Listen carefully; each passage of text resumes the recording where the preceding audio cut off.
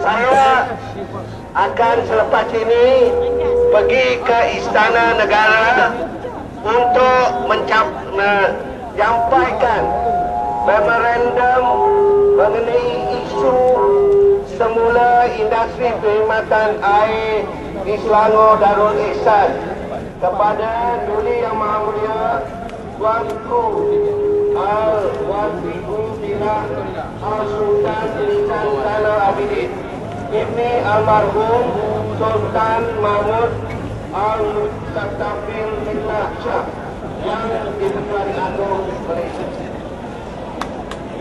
Dengan nama Allah Subhanahu wa Ta'ala, Tuhan yang Maha Pengasih, Maha Penyayang.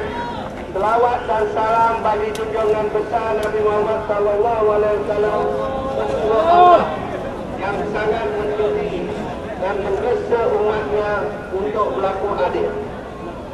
Dengan keinsafan bahawa kehidupan asasi manusia cukup bergantung dengan akses kepada air yang bersih pada kadar harga munasabah. Dengan kesedaran perkembangan kos tarikh hidup rakyat kian meningkat berbanding pendapatan. Dengan ketegasan menentang penyelewengan, salah guna kuasa dan kepura-puraan. Dengan iltizam menegakkan sebuah kepimpinan yang prihatin, terus bertanggungjawab, cekap dan menghormati semangat dan amalan persekutuan. Dengan ini kami, rakyat dan kerajaan di Selangor berkumpul merapat sembah ke bawah Duli Yang Maha Mulia Tuanku untuk menyampaikan suara hati kami terhadap isu persetujuan semula industri perkhidmatan air di Selangor Darul Ihsan. Pertama, mengembalikan hak air kepada rakyat.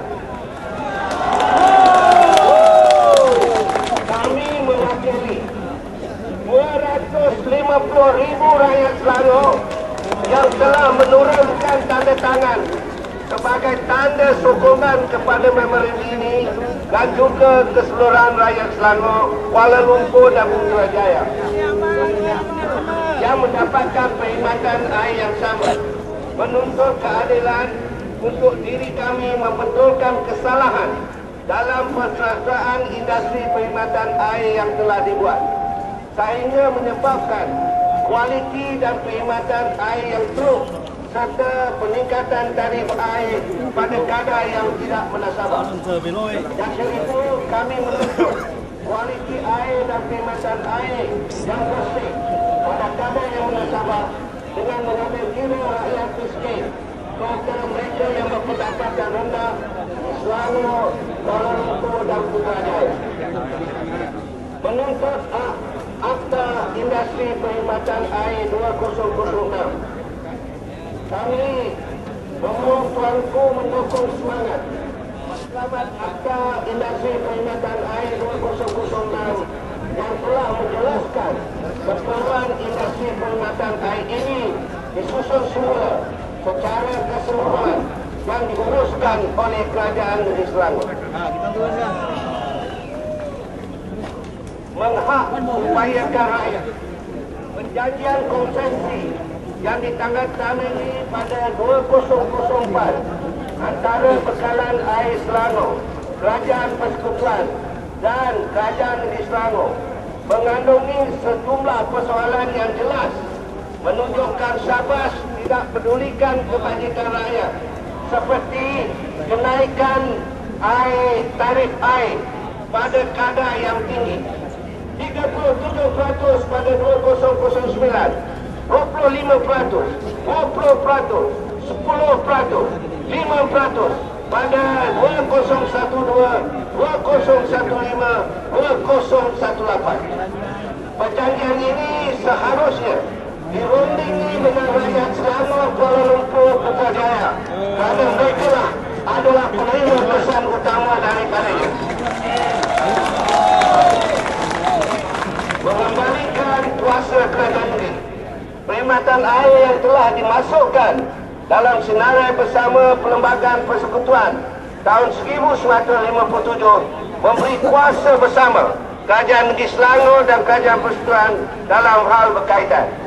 Kami mendesak Kerajaan Persekutuan untuk menghormati semangat persekutuan ini dan kuasa yang dimiliki oleh Kerajaan Negeri dalam isu berkaitan perkhidmatan air.